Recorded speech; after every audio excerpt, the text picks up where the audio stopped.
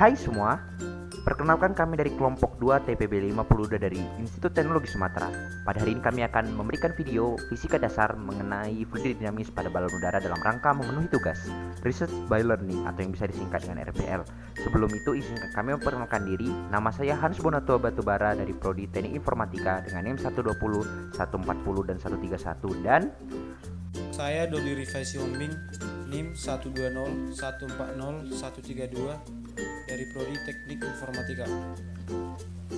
Saya Ipsi Marmare dengan NIM 120, 140, 133 dari TPB 52. Saya Raja Joshua Simanung Khalid, NIM 120, 140, 134, Prodi Teknik Informatika. Dan saya Cutari Garulindo Simorangkir dengan NIM 120, 140, 135.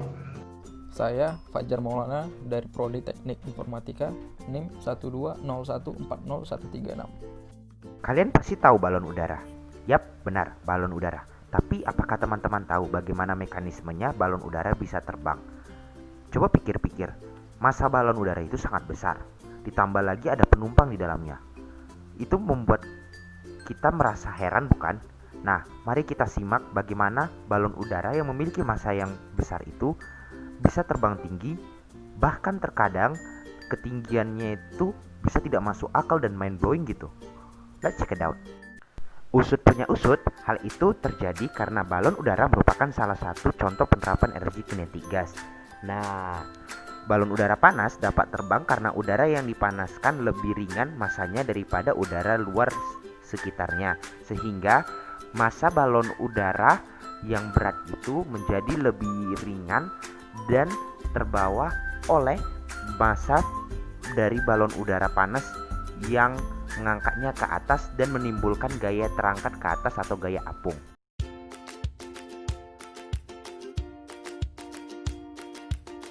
Secara fluidostatis, balon udara memiliki 3 kondisi, yaitu kondisi berada di atas permukaan tanah, kondisi mulai terbang, dan kondisi sudah jauh di atas permukaan tanah. Kondisi tersebut memiliki nilai yang berbeda-beda. Berikut penjelasannya lebih detail. Nah, teman-teman, karena adanya gaya angkat, balon udara memiliki 3 kondisi. Kondisi pertama adalah kondisi waktu masih di atas permukaan tanah.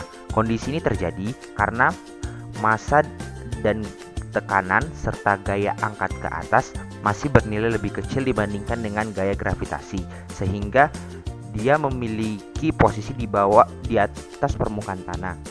Dan kedua adalah posisi waktu sudah mulai terbang. Posisi ini terjadi karena gaya gravitasi mulai lebih kecil nilainya dibandingkan dengan gaya angkat ke atas.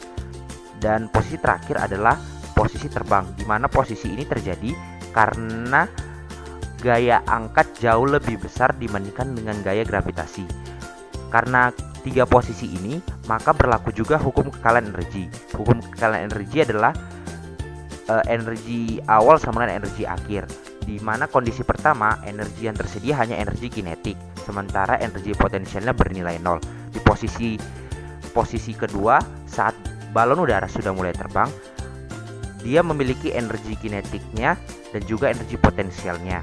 Di posisi terakhir, energi kinetik sudah mulai berkurang dan bahkan menghampiri 0, sementara energi potensial semakin besar. Dari sini kita dapat kesimpulan bahwasanya energi potensial pada waktu di permukaan tanah lebih kecil dibandingkan energi potensial waktu berada di atas permukaan tanah, karena energi potensial memerlukan tinggi. Rumus energi potensial adalah massa dikali percepatan gravitasi dikali tinggi. Nah, itu menurut perhitungan yang kami lakukan.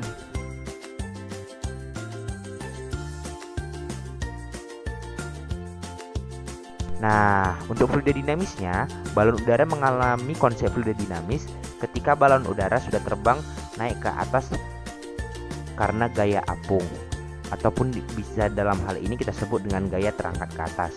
Dengan adanya gaya terangkat ke atas yang menciptakan perbedaan kondisi, maka terjadi juga perbedaan energi, hukum kekalahan energi.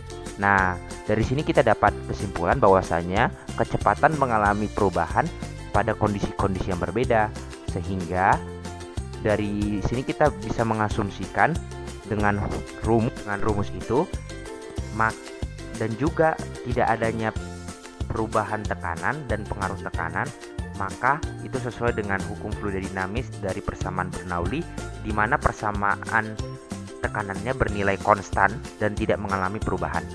Nah, sekarang kita mengetahui bagaimana cara balon udara dapat bekerja. Dari sini kita bisa mengambil kesimpulan bahwasanya ilmu fisika dasar, terutama bagian fluida ini, sangat sederhana tetapi memiliki manfaat yang sangat besar. Kita bisa bayangkan balon udara itu memiliki massa yang besar. Belum lagi terkadang dia itu harus menampung orang di dalamnya. Bahkan terkadang balon udara dapat digunakan untuk proyek-proyek ekstraterestrial. Nah, dari sini kita bisa berpikir bahwa fluida itu sangat penting dan juga konsep-konsepnya sangat mudah dan harus kita pendalami, baik itu fluida statis maupun dinamis. Penerapan fluida statis bisa kita lihat dari kondisi-kondisi balon udara di beberapa titik tertentu. Sementara untuk fluida dinamisnya, balon udara tidak mengalami tekanan saat dia terbang. Dari persamaan Bernoulli kita mendapatkan bahwa tekanan yang dialami balon udara itu konstan. Demikian yang bisa kami sampaikan. Jika ada kesalahan kami mohon maaf. Jangan lupa untuk memberikan sarannya di kolom komen. Dan jangan lupa untuk like, komen, dan subscribe. Terima kasih perhatiannya. See you.